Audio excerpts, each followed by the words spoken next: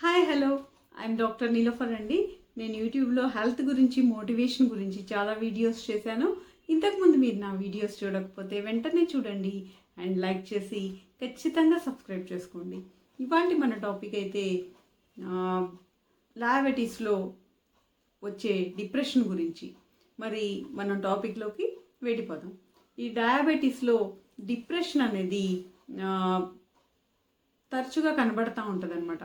మామూలుగా 2 నుంచి 3 రెట్లు ఈ డిప్రెషన్ అనేది డయాబెటీస్లో ఉంటుంది. అయితే టైప్ 1 డయాబెటీస్లో ఈ డిప్రెషన్ అనేది 3 రెట్లు ఉంటే టైప్ 2 డయాబెటీస్లో 2 రెట్లు ఉంటుంది అనమాట. అయితే ఈ డిప్రెషన్ వల్ల వాళ్ళకి షుగర్ కంట్రోల్ మీద కూడా ఎఫెక్ట్ పడుతుంది. అంతేకాకుండా డిప్రెషన్ ఉన్న వాళ్ళకు కూడా డయాబెటీస్ వచ్చే అవకాశాలు ఎక్కువగా ఉంటాయి. మరి డయాబెటీస్లో ఈ డిప్రెషన్ రావడానికి కారణాలు ముఖ్యంగా ఎలా ఉంటాయంటే, మొట్టమొదటిగా ఆర్థిక పరిస్థితి అనేది ఎక్కువగా డిప్రెషన్కి గురి చేస్తుంది.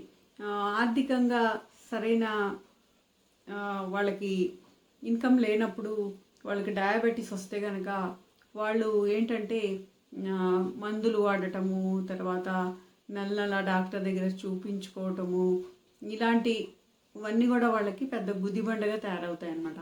కాబట్టి దానివల్ల వాళ్ళకి డిప్రెషన్ వస్తుంది. అంతేకాకుండా నిద్ర సరిగ్గా ఉండకపోవటము, తర్వాత డైట్ సరిగ్గా పాటించకపోవటము, వీటన్నిటి వల్ల కూడా వాళ్ళకి షుగర్ కంట్రోల్లో లేక నీరసంగా ఉండటము, తర్వాత వాళ్ళు ఏ పని చేయలేక ఆసక్తులుగా ఉండి ఎక్కువగా అనారోగ్యం పాలవుతూ ఉండటము, ఇలాంటి వాటి వల్ల కూడా వాళ్ళకి డిప్రెషన్ అనేది ఎక్కువగా వస్తుంది.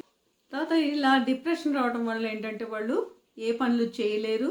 తర్వాత ఆహారం కూడా ఆ డిప్రెషన్ వల్ల సరిగ్గా ఎక్కువ తీసుకోవటం కానీ తక్కువ తీసుకోవటం కానీ అలాగా ఒక పద్ధతి ప్రకారం తీసుకోరనమాట. అంతేకాకుండా డిప్రెషన్లో ఏమవుతుందంటే శరీరంలో కార్టిజోలు, ఎడ్రినలిను, నార్ ఎడ్రినలిను ఇలాంటి హార్మోన్స్ ఎక్కువగా తయారయ్యి డయాబెటీస్ ఉన్న వాళ్ళలో ఇన్సులిన్ రెసిస్టెన్స్ని పెంచుతాయి. అంతేకాకుండా ఒబేసిటీని కలుగు చేస్తుంది. ఈ స్ట్రెస్ వల్ల ఒబేసిటీ కూడా వస్తుందన్నమాట.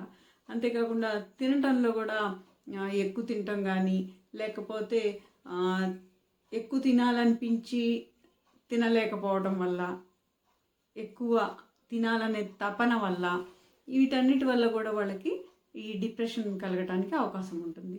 అంతేకాకుండా ఈ స్ట్రెస్ వల్ల ఏమవుతుందంటే ఇమ్యూనిటీ కూడా దెబ్బతింటుంది. ఇమ్యూనిటీ దెబ్బతిని వాళ్ళకి తొందరగా ఇన్ఫెక్షన్స్ ఇలాంటివి కూడా వస్తుంది. ఇలాగ ఇమ్యూనిటీ దెబ్బతిని ఇన్ఫ్లమేషన్ని కలుగజేసి బీటా కణాలని ప్రేరేపించి వాళ్ళలో టైప్ 2 షుగర్ని కలుగజేయడానికి ఈ స్ట్రెస్ వల్ల అవకాశం ఉంటుంది. అంతేకాకుండా స్ట్రెస్ వల్ల ఏంటంటే కొన్ని రకాలైన సైటోకైన్స్, అంటే ఇంటర్ల్యూకిన్ 6 అని, ట్యూమర్ నెక్రోసిస్ ఫ్యాక్టర్ అని ఇలాంటి సైటోకైన్స్ పెరిగి ఇవి డిప్రెషన్ని కలుగజేయడానికి అవకాశం ఉంటుందన్నమాట. చిన్నపిల్లల్లో వచ్చే డిప్రెషన్ దగ్గరికి వస్తే, చిన్నపిల్లల్లో టైప్ 1 షుగర్ వస్తుంది కదా, వాళ్ళకి చిన్న వయసు నుంచే ఈ ఆహారంలో రెస్ట్రిక్షన్స్ పాటించటము, నీరసంగా ఉండటం వాళ్ళు, తర్వాత ఇన్సులిన్ పొడుచుకోవటము, ఇలాంటివన్నిటి వల్ల వాళ్ళలో డిప్రెషన్ ఎక్కువగా కలగడానికి అవకాశం ఉంటుందన్నమాట. అయితే ఇప్పుడు మనం డిప్రెషన్ వల్ల ఎలా డయాబెటీస్ వస్తుంది అనేది కూడా చూద్దాము. డిప్రెషన్లో వాడే కొన్ని మందులు ఉంటాయి కదా, ఈ మందులు ఎక్కువ కాలం వాడటం వల్ల వాళ్ళలో ఇన్సులిన్ సెన్సిటివిటీ అనేది తగ్గిపోయి వాళ్ళకి షుగర్ వచ్చే అవకాశం పెరుగుతుంది అనమాట. డయాబెటీస్ లేని వాళ్ళకి డయాబెటీస్ వచ్చే రిస్క్ పెరుగుతుంది. అలాగే డయాబెటీస్లో ఇన్సులిన్ వాడే వాళ్ళకంటే ట్యాబ్లెట్స్ వాడే వాళ్ళకి డిప్రెషన్ ఎక్కువగా ఉంటుందని చెప్పి అది కూడా పరిశోధనలో తెలిసిందనమాట. అయితే డయాబెటీస్లో ఈ డిప్రెషన్ వల్ల ఏం నష్టాలు జరుగుతాయి అంటే, డయాబెటీస్లో ఈ డిప్రెషన్ వల్ల షుగర్ పెరగడానికి అవకాశాలు ఉంటాయి, దుష్ఫలితాలు పెరగడానికి అవకాశాలు ఉంటాయి.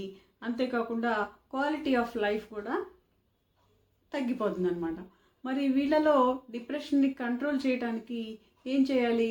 కొద్ది క్వాంటిటీలో కొద్ది రోజులు ఈ డిప్రెషన్కి సంబంధించిన మందులు వాడుకుంటే ఎక్కువ రోజులు వాడకుండా ఫలితం ఉంటుంది. అంతేకాకుండా వాళ్ళని సరిగ్గా నిద్రపోయేటట్లు చేయటము, ఫిజికల్ యాక్టివిటీని పెంచటం వాళ్ళలో, అంటే ఎక్సర్సైజ్ అలాంటివి చేయించటము, తర్వాత మెడిటేషను, రిలాక్సేషను, ఇలాంటివన్నీ పద్ధతుల ద్వారా వాళ్ళలో ఈ డిప్రెషన్ని పోగొట్టడానికి అవకాశం ఉంటుంది. సో వాళ్ళలో సోషల్ ఇంటరాక్షన్స్ని పెంచటము, అంటే నలుగురితో కలిసి హ్యాపీగా ఉండేలాగా గడపమని వాళ్ళని ప్రోత్సహించటము.